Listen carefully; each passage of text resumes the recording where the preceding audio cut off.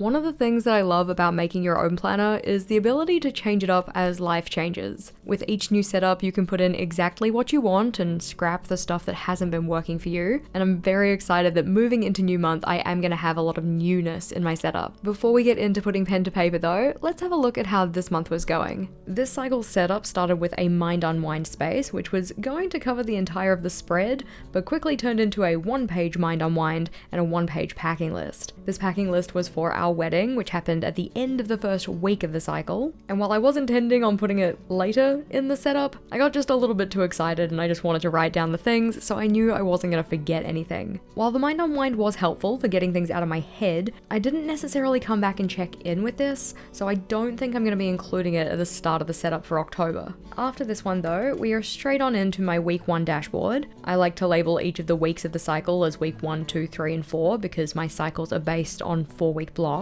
and it just gives me an appreciation of the passage of time through the cycle, because having it in a 4-week block each week is 25%. This one is structured so we have the meal space, priorities, tasks, and routines, and I've really been enjoying this structure. I'll probably keep it mostly the same, but as we're moving into a new quarter, this brings with it new goals and thus new routines to keep track of. I found that there are some routines that I'm just not keeping up with, and having them on here time and time again to not check in, I don't really need that for myself. And some of the ones that I have been keeping track of, I've been doing so well with that I don't feel the need to track them anymore. I also feel like in moving to a new quarter with new goals, it would be good to have some goal-specific layouts, because while I break down all of my goals in my goal planner, it might be nice to have some trackers or some other layouts in my everyday journal to keep track of my progress, because keeping track of our progress is a very important part of the Change Your Life Challenge. Here we have week 2 set up, and then we have some more daily logs, and I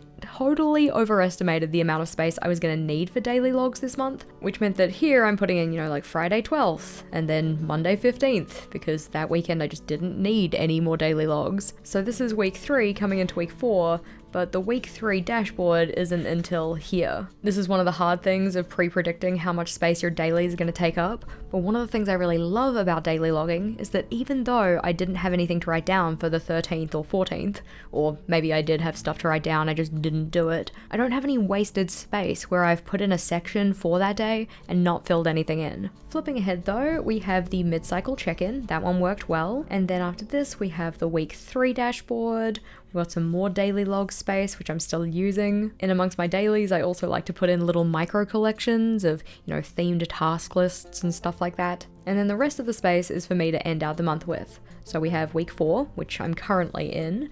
We have reset week and the tasks I want to do for that. And then I have my end of month reflection space as well. I am going to need to set up a weekly dashboard for reset week and possibly have some more space to put in some daily logs. But in terms of the rest of the space in this journal, there is not enough space for a full another month. When I first set this journal up, I did actually think it was going to last me a full 6 months. That did not happen. It has only lasted 3, but scooting that one to the side, that means that I'm in a new journal for quarter 4. And honestly, I kind of love the idea of new quarter, new journal, so I might keep with that next year. We'll have to wait and see how this one goes. We already have the start of journal setup video up on the channel for this one, but flipping to the next available page, it's time to set up for the month ahead.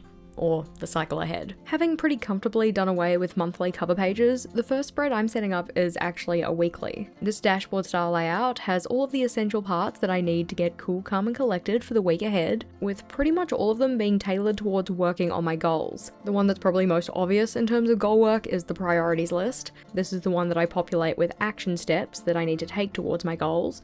In particular, those one-off things that are kind of unique to this week. Those are the things that in working on a goal, you typically only have to do them once, because the things that need to be done repeatedly, I'll typically put on a weekly task list. That is also one of my key elements, and I like to set this one up using the Alice Stair method, or essentially having a column for each day of the week, where I can put a little dot underneath the relevant header and across from the relevant task to say this task is getting done on this day. The other 2 sections though are also goal related, one of them being a meal plan, where I can jot down what I'm planning to eat for breakfast, lunch, and dinner for each of the days of the week. That's the the space that I have in the bottom left corner, and the fourth space is for a routine tracker, or a habit tracker. This one is set up very similarly to that running task list, so a column for each day of the week, and then a larger column to write down what those tasks are that I'm going to be doing. But the idea with this one is that I want to do each of those things every day. So instead of just putting in a dot underneath one of the days of the week, I hope to be checking them off for every day of the week. Does that always happen? No, not necessarily. But I find that tracking things on a weekly basis rather than on a monthly or writing them in a daily task list time and time again is just a nice balance for me. I find that if I put things on a monthly habit tracker, I don't go back and check in with it, meaning that any of the accountability I was hoping to get from tracking my routines doesn't really happen, whereas if I keep it on a weekly space, that gives me a good snapshot of how I'm going across any week, and it's also right next to the other spaces that I'm going to use to keep me organized throughout the week. So the priorities list, task list, meal plan. The structure of this one is looking fairly similar to what I did in quarter 3. That's because the structure itself has been working well for me, but the main change here comes from the number of routines I'm tracking. Throughout quarter 4, I was tracking up to maybe 10 or so different habits, or at least habits I was trying to build. And while that did work well for quarter 3, because my goals are changing up for quarter 4, I don't need to keep track of all of the same things. Some of them I've gotten to a point where they do feel habitualized. I don't really need to keep track of them to make myself do them. Some of them are related to goals that I'm not really going to be working on in quarter 4, but then I also have some that I'm bringing in new. For instance, rather than specifying wake up at 7:30, I want to be up with my alarm in quarter 4. Rather than tracking keeping up with my work boundaries, I'm instead tracking having intentional leisure time. The other 2 routines I'm tracking are setting my daily highlight, or the one thing that I really want to work on each day, and tracking my food, because just because I have a meal plan doesn't mean I necessarily eat to plan every single day. My intention at this stage is to keep track of all 4 of those across the entire of the quarter, but at the end of this cycle, I'll probably check back in and just consider if there's anything else I want to keep track of, or if I still want to keep track of these ones. In terms of timing though, from first to final touches of the pen, this layout took about 18 minutes to set up, though that time doesn't include idea generation time or pre-planning time. Though honestly, given that this layout is one of my staples, not really all that much pre-planning needed to go into it. If anything, it was just umming and ahhing about where I was going to put the decoration. Normally after a weekly dashboard setup, I'd be getting into the spaces for my daily logs, where I could keep track of all of the things I want to do on any given day, but in moving to a new journal and into a new quarter with new goals, I wanted to try something just a little bit different. In particular, I wanted to set up specific layouts to help me keep on track with my goals. Now, I do summarize all of my goals and the actions associated with them in my goal planner, but my goal planner isn't something that I check in with every single day. My everyday journal though, the one we're working in, given the fact that its name is the everyday journal, that kind of indicates the fact that I use it a lot more often. These goal-related pages are going to be a place for me to keep track of the things that I'm doing, organize the steps that need to be taken in any given week or cycle, and the reason that I think these are going to work well for quarter 4 is that a lot of the goals I have coming up for the quarter are very kind of project based. They have a kind of definite and finite outcome. It's not the type of thing I'm going to be working on over months or years, so I can kind of give myself a deadline for when I want the steps to stop. These project based goals don't require me to build any kind of like habits or routines. It's more like a series of one-off actions. The ones that I'm setting up on this spread are my office revamp or reorganization project and organizing our book club for 2026. The reason in particular that I'm putting them here right after the week 1 dashboard is that I'm planning on working on them in week 1, and as part of my pre-planning for quarter 4, I've gone and mapped out what weeks I want to be doing all of my different bits and pieces on. So what week do I want to do the office revamp? What week do I want to do a full digital declutter? Or what week do I want to do a newsletter writing marathon? By tying those projects to individual weeks, it not only helps me space out my work towards them, but it also gives me an indication of when setting up the collections for them is going to be most appropriate. For the office revamp and for the book club organization, the appropriate point is here. In terms of the office revamp, the 2 sections I have are tasks versus ideas. Ideas is where I'm going to write down the, funnily enough, ideas that I have for the office. So setting some priorities for myself around how I want the space to feel or look, any kind of pain points that I want to address in moving things around. And while I could draw out like a layout map or something like that in here, I find that I much prefer to do that digitally because I can make a lot of different iterations without having to draw things out time and time again. And it's a lot easier to get things to scale because I can appropriately scale them with different size boxes. While doing that in a physical sense can totally be done with graph paper or something similar, it's just a little bit easier digitally. In terms of the task list though, that one is just going to be for the individual tasks I need to take in doing the reorganization. So storing things away, tidying things up, cleaning things off, and then inevitably moving all the furniture and getting things reset up. I felt like I didn't need a very long task list for this one because even though it's a slightly larger project, in terms of actual steps to take, there aren't that many. As for the book club space though, this one is split into some more sections, with the headers on those being schedule, read themes, rules, intro video, and Discord. Going through each of those, the schedule is going to be who is picking the theme for each of the months across the entire of next year. We have 3 book club hosts, and each month somebody picks the theme and the other 2 put forward suggestions as to what we might read. And while this year we selected the read themes as we went,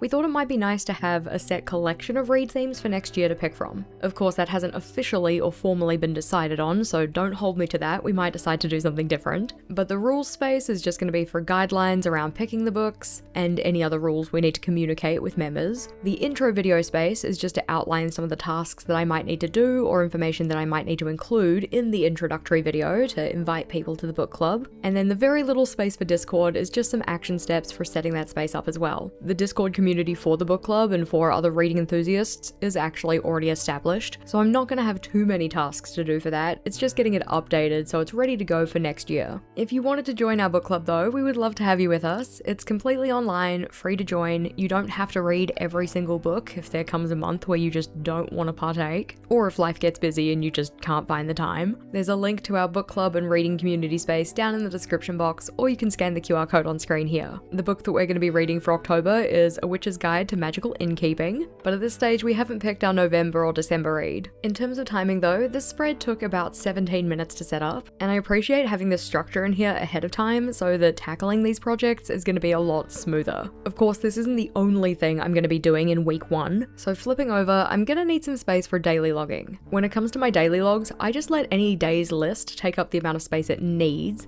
so I don't go and pre-section out a designated spot for Monday and Tuesday. Essentially the way I tackle it is that at the start of the week, or maybe the day before if I'm writing my list in advance, I'll put in a header for Monday, write out the tasks that I want to do, and then come the end of Monday, I'll put in a header for Tuesday and write out Tuesday's list. This means that my pages always end up feeling very full, which I personally prefer. I'm not really that good at white space, I prefer to actually fill a page. But another thing I really like is all of my pages for the month feeling matchy-matchy. So all of them having the same kind of decorative elements and the same kind of styling the whole way through. In terms of the decoration for these layouts, I mainly used a tape from the washi tape shop. This one is notably part of their Halloween collection, so I thought it would be perfect for October. Though of course, with my cycles being 4 weeks, the 31st doesn't actually fall in this cycle, so maybe I'm just gonna have to do another Halloween theme for next cycle as well. If you wanted to grab yourself something from the washi tape shop though, you can use code JASHI10 at checkout to save yourself 10%. We love savings. I really loved the contrast in the palette of this one with the kind of dark black elements, but then also the pastel colors and the little white ghosts. And so I just ended up pairing it with some pale pink notepad paper, a couple extra washi tapes, and then some stars and sparkles. As usual, I've aimed to list all of the materials I used in the description box, so if there's anything you're curious about, you can jump down there to check it out. I gave myself 2 spreads for my daily logging for the week, because on average that's roughly how much space I'll need, but the next layout we're going to set up is for week 2. Something I really enjoy doing with my weekly dashboards is, even though the sections are going to be the same, and thus it could end up getting a little bit stale using the exact same layout from week to week, I just like to move the modules around. In my previous iterations of this layout, I had a routine list that was kind of large, so it really only fit nicely with the task list, and my priorities and meals spaces, both being vertical, they fit really nicely together as well. That meant that I would essentially just switch which page they were on, so in some weeks, the meals and priorities would be on the left, whereas on other ones, they'd be on the right. This time around though, because I have a smaller routines list, or smaller list of routines I'm keeping track of, I actually have a little bit more flexibility with how I can put these modules together. On this weekly dashboard, I ended up putting the meals, priorities, and routines together on the right-hand page, leaving the left-hand page for much more decoration and then the task list. One thing I am kind of curious about with this new way of doing my weekly dashboard alongside those kind of project plans is, am I going to need as much space on my priorities list? Because my priorities list previously has been for all of my goal actions for the week, or the ones that aren't so routinized. It meant that I could quite easily fill up the majority of that section with the stuff that I wanted to do. But if I'm now pulling those off to put them into project plans, am I either going to 1. Duplicate information and add redundancy that way, or 2. Pull them out of the priorities list to go onto those project plans and then end up with a priorities list that is kinda barren? To be determined, I'm not too sure just yet, mainly because although I know the goals, mostly, that I want to work on next quarter, I haven't actually gone and mapped them all out yet. That's a task that I have for this week though, so I will be doing it soon. But in having these thoughts, that's also why I'm not setting up all of my weekly dashboards for the entire of October. I'm only going to be doing these first 2 so that I have an opportunity to evaluate, consider if the system is actually going to work for the remainder of the cycle, and then if I think it is, I can keep on, or if I think some adjustments need to be made, I can make those. I'm essentially kind of trying to strike a balance between getting things set up in advance so that I can hit the ground running. I don't have to, get all these supplies out again to set things up as the month progresses, but I don't want to get too ahead of myself and end up setting up layouts that aren't actually working for me. I like to have that opportunity to think about it, iterate, reflect. I do at least appreciate that by setting all these layouts up in advance, I have all my supplies out. I don't have to kind of get them out throughout the month, especially when it comes to decorative types where I have to use a glue stick or double-sided tape to stick things in. I'd rather do all of that kind of work at once where possible, rather than usually cluttering up my desk with the supplies throughout the cycle, because I want to keep them handy so I can do further decorating. This layout took about 17 minutes to set up, so just a little bit less than the first weekly spread. In part, that's just because I was getting used to the decorative style and I'm a little bit more used to it now, and also because the structure is slightly different. But flipping over, the project that I'm mainly going to be working on in week 2 is my birthday. I do like to be a little bit extra for my birthday. I know some people just have dinner out or something like that. Some people don't do anything at all for theirs because that's their preferred way to celebrate. I personally enjoy doing something kind of special, even for birthdays that don't feel very milestone-esque. This year I'm turning 34 and I kind of want to do a Twilight Eat the Film kind of inspired birthday. My thinking is that we're going to have food and drink related to at least Twilight, maybe also New Moon. We're going to watch the films and color in our spooky coloring books. It'll be pretty chill, but just a little bit special. For that reason, I didn't think I'd need a very big guest list section. I'm really only thinking about inviting 3 people. But then after I set it up, it looked really strange to have that kind of open empty space beneath it. So I did end up going and expanding the box a little bit. That's not to say that I'm actually going to invite more people, I just wanted to fill the space. As said, I'm not really great with white space. In terms of the sections that I put on this little project plan though, we have 3 on the left, the top one being for my general idea, so outlining what I'm hoping to do for the birthday celebration. We have the longer than necessary guest list, and then also a little space for just to-dos, mainly so that I can group all of the tasks together and see them all in that same space. On the right hand page though, this one also gets 3 sections. Those ones are going to be to buy, gifts, and memories. The to buy section is essentially a shopping list, so thinking about the materials or foodie bits that I need for the celebration. For the gift section, I just want to record anything that people get me, mainly because I'm pretty bad at remembering in years to come who got me what, so having it written down can be very useful. As for the memory section though, that is exactly what it sounds like. It's just a spot for me to record any memories from the event, or from my birthday in general. I know alongside my potential Twilight themed birthday, I'm also just going to be going out for dinner with my family, so I might record some notes about that too. But then the remaining space just got filled with decoration. So the washi tape, those papers, and some stars and sparkles, because I'm a sucker for stars and sparkles. Obviously, with an event that's only going to be for 4 people, there's not a lot of detail that I need to put on here, but if you were thinking about planning a bigger event and using your journal to help you keep on track with that, some other sections you might want to include could be things like a budget. You might want to include an itinerary or a timeline of events, any kind of RSVP information you need, and possibly dietary requirements if you're going to be organizing food and you've got a big enough guest list to need to keep track of those things. For me, my biggest concern is going to be what we're going to eat, because if you're going to eat the film, you kind of want the food to be related to the film, but I also don't want to overwhelm myself with too many foodie bits to make. I'm very much the kind of person who, when planning events like this, gets just a little bit too excited about all of the options and finds it quite hard to pare things down. That's in making food for events in general. When it comes to planning food that's also supposed to be related to a piece of media though, that adds some more complexity. I'm gonna have to do some thinking. In terms of timing though, this one took about 18 minutes to set up, mainly because I needed to go and fix up that guest list box, but this will be the main goal or project that I'm working in week 2. Of course, we also do need to have some daily logging space, so I just went and pre-decorated a couple of spreads for that. And then come the end of the second week, we'll be up to the mid-cycle check-in. I like to do a check-in on my goals every 2 weeks, just to make sure that I'm keeping on top of the stuff that I need to do for them. There aren't any tasks that I've been kind of routinely neglecting or anything like that, and having a spot that's pre-scaffolded to check in with those things and consider what I could do differently just helps me be a lot more mindful about the work that I'm doing. This one is going to go across both pages of the spread, but I won't actually use up all of the space, but the main sections I have are a wins section, progress,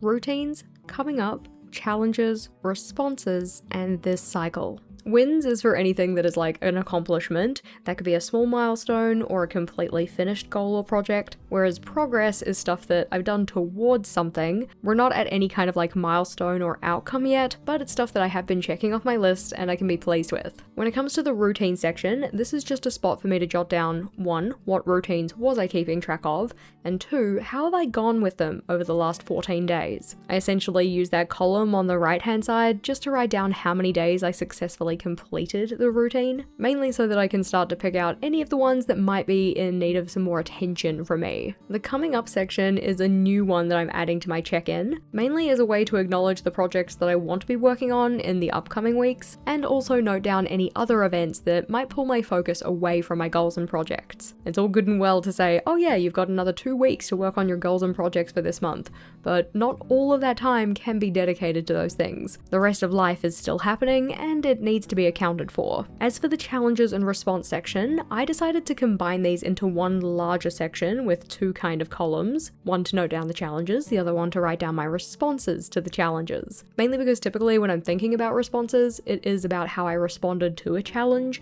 and whether that was a positive way to respond, or something that kind of helped me, or if it was something that didn't help me so much, maybe something that further hindered my goal and project progress. I figured that being able to see the 2 beside each other just made more sense. When it comes to the box called This Cycle, that's for me to kind of recommit to my priorities across the next 2 weeks. They won't all be related to goals and projects, but there's stuff that I in particular want to get done before I get to the end of the cycle. So in the next 2 weeks, after I fill in this check-in, what are the main things that I want to be making progress on, or getting done? I do end up with a little bit of extra space over on that right-hand side, and I could have filled it with decoration, but I quite liked the way the page was balanced after I put in the other pieces, so I figured this one will end up just being a little space for some extra daily logging, once I run out of space on the prior spread. That's the nice part about my daily logs, is that they can just be used to fill in spaces as I work through my journal, so I very rarely end up with white space, which I personally prefer to avoid. In terms of timing, this spread came in at about 16.5 minutes, with that time again not including pre-planning or making the headers. When I make the headers for any monthly setup, I try and think of every single header I might possibly need across the entire of the month or the cycle, so I can make them all at once. They'll all have the exact same font and sizing, and they'll be easily accessible as I go through. If you were curious about the specific font I've used, that one's also linked in the description box. Flipping back so that we can flip through, I'm really excited about the changes that I'm making to my monthly setups in my journal. I think that having all of these dedicated spaces for each of my goals and projects is not only going to hold me accountable to getting the stuff done, but also act as a record of achievement or progress towards those things. As someone who all too often gets to the end of a day, finding myself just wondering, what did I even accomplish? Having a more tangible and in-my-face kind of record of that is going to be helpful. Sure, it's already in my goal planner, but I don't check in with that one every day. In terms of the goals and projects that I've summarized in here so far though, these are all going to be worked on as part of my Change Your Life challenge. If you hadn't heard about that one, it's a challenge that we're running over the last quarter of the year, and we would love to have you involved. So if you were curious about what that one entailed and how to join us, then this video is the next one to check out. In that one, we explain the challenge, we talk about how to get involved, and how to join the free community around it, which now has over 1,300 members, which I am very excited about. So click or tap on that one, and I'll see you over there.